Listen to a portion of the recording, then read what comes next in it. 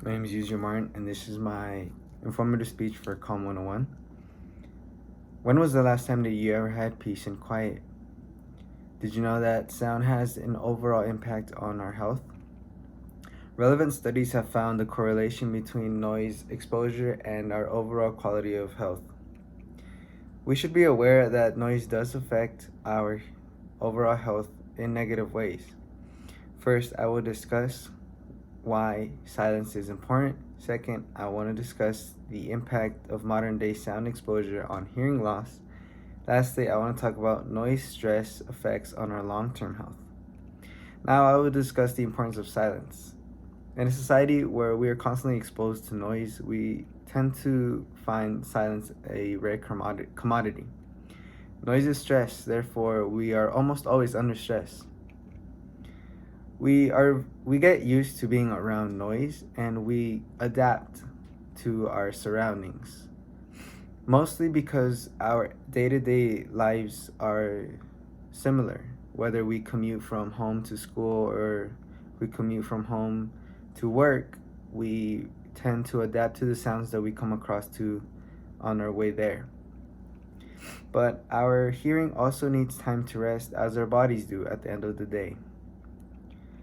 Positive effects on our health can come from having silence and setting apart time for that silence in your day. We tend to lose our sensitivity, like in our other senses, when we are exposed to outside factors. We also need to acknowledge that our hearing does not only have very similar characteristics to our other senses, but it also needs time to grow and can also deteriorate as we expose it to outside factors. Having silence can help you in more ways than just improving your hearing or helping retain your hearing. When you set time to have silence in your day, it can help you memorize things and thoroughly think things out. It can also help bring pressure that you did not know was there. Because noise is stress, we tend to not have any peace of mind when we are living our day-to-day lives. So when we set time to have peace and quiet, our body really feels like it can tone down and relax. Now that I have discussed the importance of silence, I will discuss hearing loss due to repeated noise exposure. Repeated noise exposure to loud noises leads to damaging and our loss of hearing. Anywhere we go from day-to-day lives, we can almost be sure that we're going to be exposed to some sort of noise. In most cases, sometimes we introduce the noise ourselves, whether we listen to music through our headphones, or we go to music concerts and festivals, or we listen to music through loudspeakers. We can always be assured that we're going to run into some sort of noise exposure. Sometimes we listen to noise at a level where we don't realize has a negative impact on our health.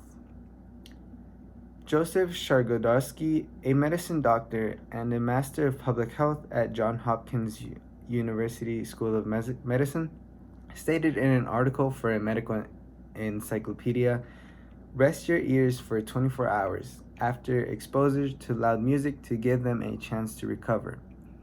We tend to not keep in mind that in our day-to-day lives, we expose our ears to noise levels that are only worsening the effects that we already had exposed them to the day prior. Whether it may be after going to a music festival, we need to realize that our body needs time to heal, especially our hearing, so that we can prevent hearing loss in the long run. Now that I have discussed hearing loss due to repeated exposure to sound, I will discuss how noise affects your sleep. The effects of noise on our sleep impacts us negatively, and there is unseen causes we overlook. A study conducted by Dr. Orphew Buxton, a sleep expert at Harvard University, played 10-second clips to volunteers from different noises sampled in a hospital-like environment. Included in those sound clips were clips of people talking, phones ringing, doors closing, machinery, toilets flushing, and city traffic, all can be found in an urban setting. In the study, he found that there was wake-like waves. There was wake-like patterns in the neuroactivity in our brains when they were asleep, which means that all these noises do have an impact and can have the power to wake us up from our sleep and interrupting our sleep. We should consider and with this, we should consider our environment in which we sleep in. It's a known fact that a good night's sleep has so many beneficial impacts for our health, and we need to ensure that unnecessary sounds do not interrupt our sleep. For example, fans, smoke alarms, or buzzing from electronic devices that we keep nearby when we sleep. We need to make sure that we prevent our sleep from being interrupted so that our performance can be at its best the next day. Now that we have discussed or reviewed the effects of noise on our sleep, I would like to review what we have stated in this speech. It's important for us to acknowledge that noise does affect our health negatively. And first, I discussed why silence was important. Second, I explained how noise is stress and how constant exposure has negative sounds. And lastly, I discussed how noise affects our sleep and how we need to prevent our sleep from being uninterrupted. In an urban environment, it can be difficult to avoid noise. However, we should try to be aware and take advantage of situations where we can get some peace and quiet for ourselves to make sure our overall health is good.